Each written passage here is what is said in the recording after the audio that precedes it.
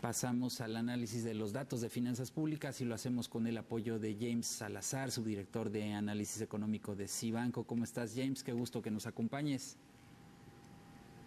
Hola, Víctor. Buenas tardes. Un gusto estar aquí contigo y con tu auditorio. Gracias. Dice Hacienda que las finanzas públicas se mantienen sanas, con mejores resultados en los balances fiscales respecto a los programados. ¿Coincides? ¿No hay desviaciones por el lado del ingreso ni por el del gasto? Sí hay hay resultados en los que efectivamente le está yendo bien a la parte de las finanzas públicas y otros en los que no. Efectivamente, en el tema de los balances fiscales, el asunto de la deuda como porcentaje del PIB se mantiene en niveles muy manejables dentro de lo programado. Aquí el inconveniente es cuando uno se empieza a meter en la parte de los ingresos.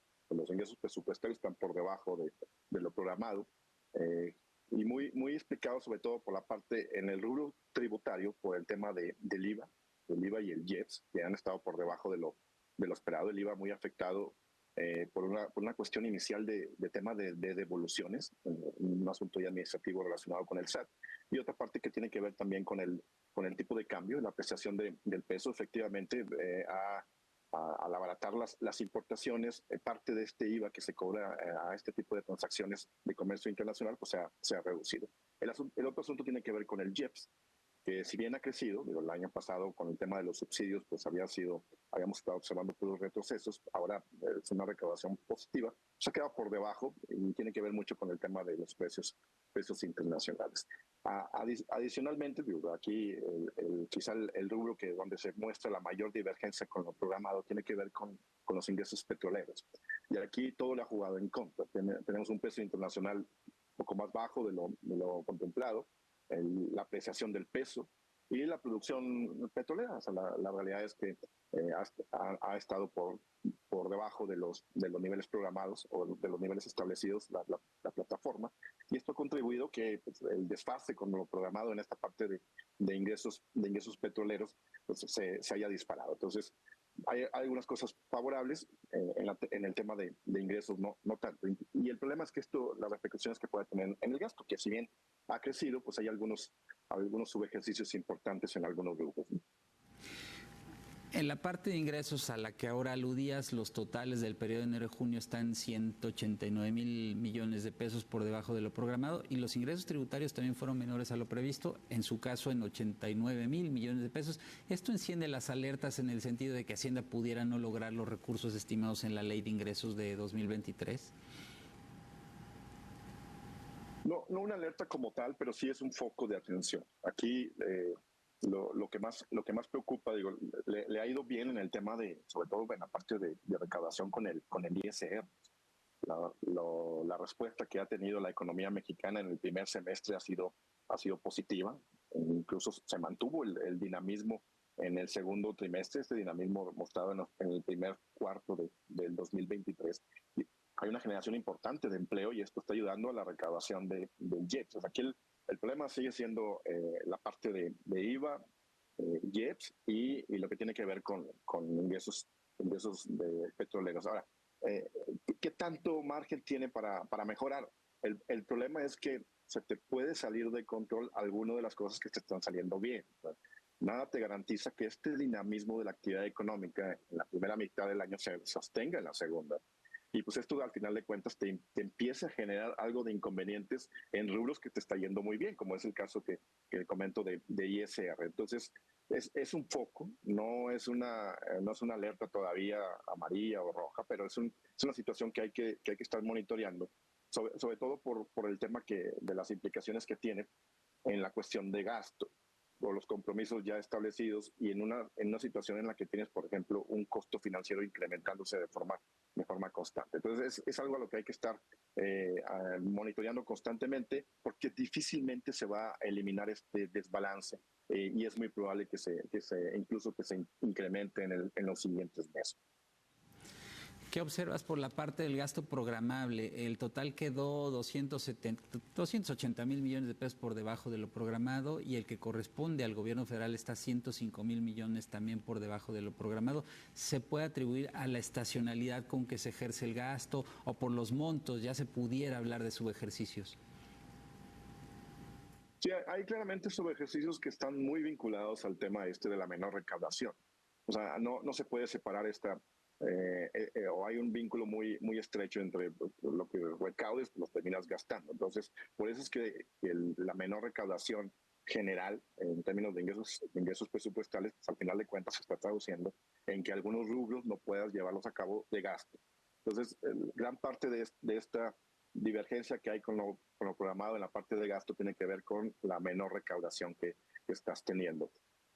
Pero también, como bien mencionas, Víctor, aquí influye también temas estacionales y de la estructura misma programática que tiene Hacienda a la hora de establecer los distintos formas de ir gastando a lo largo del ejercicio del 2023.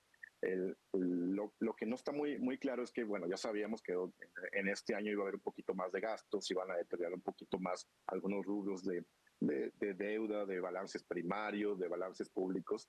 Entonces, tarde o temprano, si sigues con esta inercia de desprogramación de parte de los ingresos recaudados, si mantienes estas metas u objetivos de gasto, pues se te van a deteriorar un poquito más todavía estos balances que al día de hoy pues, todavía lucen relativamente estables.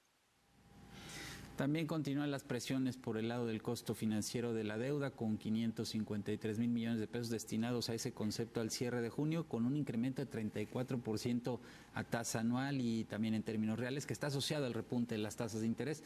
¿Esto le sigue saliendo caro a las finanzas públicas?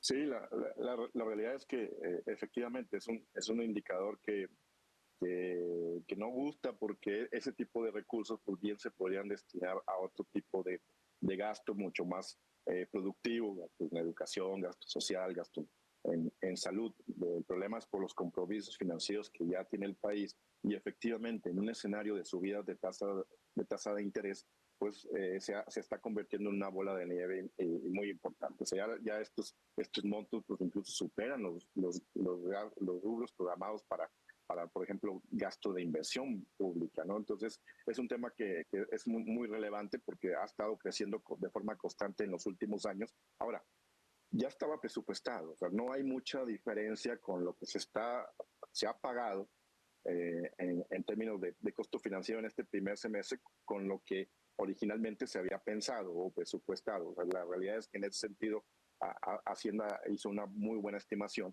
porque incluso para todo el 2023 el monto programado pues, es un poquito más de 1 billón de pesos. O sea, ya digamos que está contemplado, no necesariamente va a ejercer una presión adicional, pero aquí lo que siempre preocupa pues, es este tipo que se destinen recursos en una economía como México que tiene muchas necesidades, todavía muchas carencias y del que el gasto del sector público pues, debería de funcionar como una palanca de desarrollo en términos de política fiscal. Ahora, no se ha incrementado todavía más, porque estamos en un escenario de tasa de interés, porque aunque ahora sí que el peso fuerte puede afectar en algunos rubros de finanzas públicas, en este caso en específico le está ayudando un poquito. No como para revertir los incrementos, pero de perdido para que no sean tan todavía más fuertes de lo que hubieran sido dado los incrementos en tasas de interés tan altos que hemos estado observando. Lo que destaca favorablemente, lo mencionabas al inicio de tu intervención, es que la deuda pública con respecto al PIB se mantiene en un nivel sostenible, ¿no? Sí, efectivamente. Aquí la realidad es que digo, lo hemos visto desde que comenzó la administración del presidente López Obrador, este compromiso por no lograr o bueno, evitar que se deteriore sobre todo este indicador, ¿no? Ya sea como lo queramos ver, deuda pública como porcentaje del PIB o saldo histórico de requerimientos financieros como porcentaje del PIB. En ese sentido, la realidad es que efectivamente se ha hecho un buen trabajo, un buen esfuerzo, salvo por el 2020 que tuvo que ver con el tema de la pandemia y la caída fuerte en el PIB, que esto provocó un rebote importante en este indicador. La realidad es que se mantiene una métrica muy manejable, entonces, incluso por debajo todavía del 50%, está mejor a lo programado o a lo estipulado hasta el momento. Es probable que en los siguientes meses, por lo que comentábamos, esta divergencia entre ingresos y las metas de gasto pudieran provocar que se pegue otra vez hacia el 50, pero la realidad es que no dista mucho y no genera un ruido adicional, por ejemplo, con las calificadoras, que ya se han acostumbrado a este relativamente buen manejo de parte de la deuda de México. Escuchamos mucho que se ha incrementado, sí, en términos absolutos, sí, ya hay niveles de deuda superiores a los 14 billones de pesos, pero lo importante es que en términos del PIB se mantiene todavía en un rango muy manejable.